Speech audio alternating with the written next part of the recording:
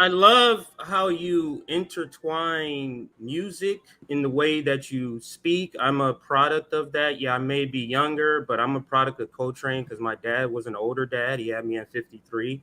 So all I was hearing is Coltrane. I know Coltrane back and forth. I know all of that. So I can, I'm not sure when people are hearing you speak about the jazz tradition, they really understand exactly what you're trying to convey. So I just want to make sure people understand it's an essence. It wasn't people it wasn't I'm black on this day, I'm a farmer on this day, and then I go to church on it was all one package. So I'm a That's jazz musician, but I'm here as a freedom fighter, and I'm working through my music, through my talent, to bring about liberation, to bring about change. And that is sort of what I'm hearing as you speak to that. Am I wrong? What I'm hearing? How you're saying that? Am I wrong with that brother, you sort of got a jump description? started life from your parents for having you listen to Coltrane when you were Yeah. growing up. So I'll tell you that. Ooh, Lord. You listen to some After the Rain with Roy Haynes on the drums. Elvis in jail at the Ooh. moment. And yet he coming out strong as ever. What are we talking about? We're not talking about just entertainment. We talk about something that is integral to the black freedom struggle. Right. Jazz is about first blues. Blues is about catastrophe. Catastrophe lyrically expressed. Strange Fruit is about a catastrophe. But it's also honestly confronted and artistically transfigured so that it doesn't have the last word. Too often in our politics, in our analysis, we look at white supremacy and capitalism and act as if they problems. They're not problems, they catastrophes visited upon precious people. And if you miss that first move, you're already going to have a deodorized discourse. You're fearful of the funk. The funk is about the truth. And the truth is, we've been dealing with a catastrophe for 400 years on a variety of different levels: psychic, social, economic, political. So the musicians remind us, begin with catastrophe. Leaders, scholars, literary critics, and so forth. And then the question is, how did black people come to fortify themselves in the face of this catastrophe? All of this hatred, keep dishing out love warriors and teaching folk how to love and need a love and be loved and love supreme and so forth. How did black people confront this overwhelming terror and not form a black version of the KKK, but produce Harriet Tubman and Martin King instead, or Frederick Douglass? We want freedom for everybody, beginning on the chocolate side of town. How did black people deal with trauma and end up producing wounded healers like Ella Fitzgerald or like Chaka Khan? That's tremendous moral and spiritual achievement. So what does that mean in politics? You start off with mass incarceration tied to Cop City.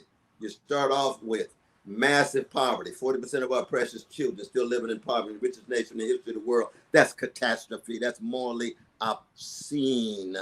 You start off with precious black Palestinian babies, 551 of them killed between July 8th and August 26th, 2014, in 50 days. That's massive catastrophe, crimes against humanity. We raise our voices, just like the musicians. We raise our voices. And then what's the second element of jazz? Swing.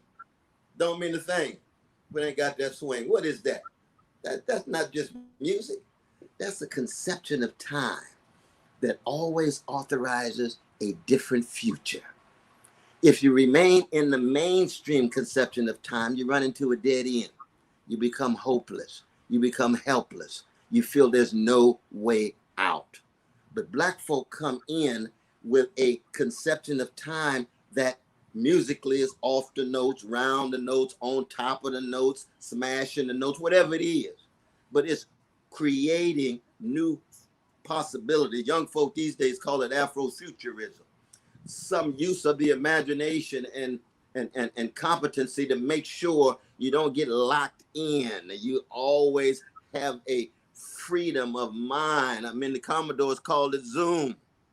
What is Zoom? That's Robin Kelly's freedom dream. Zoom, I want to fly away. Okay, Lionel, where you going? Where you want to go? I want to go where I can be myself, where I can be free, where I can connect and don't have to deal with all of this poverty and so forth. That is crucial in the lives of Black people, not just in the music. And then last is improvisation, which means you can't be dogmatic. Because when you love folk, love is always deeper than the dogma. Love is always deeper than the doctrine. When you're loving folk, you're going to be flexible enough to keep the focus on their suffering, keep the focus on their plight. So you might be wrong in your ideology here, but you might be right in your ideology there. That's why you get so many folk like Amir Baraka. He got about 4 or 5 ideologies in his whole career, right? Because that brother's love of Black people is such, he's looking for a way out. He tried Black nationalism and saw insight, but couldn't work it out, became a Black Marxist, tried to look out, built on the Marxist critique of capitalism and so forth, but knew he still was a blues man. And Marxism ain't gonna provide no deep insight into the genius of Thelonious Monk. You got to get on the ground, North Carolina and New York, in relation to Disney and train and so forth to understand something like Monk. But the Marxist analysis is very important in terms of the overall capitalist background conditions and ways in which white supremacy is deployed in order to try to crush Black people's sense of who we are. So you think of that though, brother, in terms of the music. Blues, catastrophe. Swing, different conceptions of time. Walk, talk, speak, sing, gather, relate, touch, the authorized future. You think about how the old folk loved us when we were just little young Negro boys. In those days, we were Negro boys, right?